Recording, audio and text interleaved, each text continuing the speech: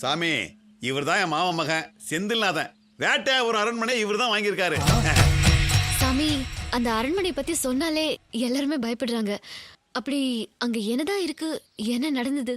சுமார் 100-150 வருஷத்துக்கு முன்னாடி அந்த அரண்மனையில வேட்டையா ராஜா வாழ்ந்தார். அவர் வரும்போது ஒரு விதமான சத்தம் போட்டுக்கிட்டு தான் வருவார். தான் நினைச்சதை அடைய எருமெனும்னாலும் செய்யக்கூடிய ஒரு கொடூரமான ஆளு.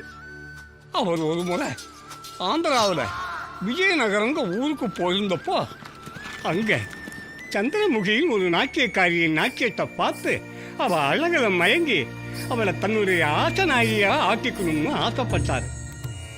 ஆனால் சந்திரமுகி அதுக்கு சம்மதிக்கலை.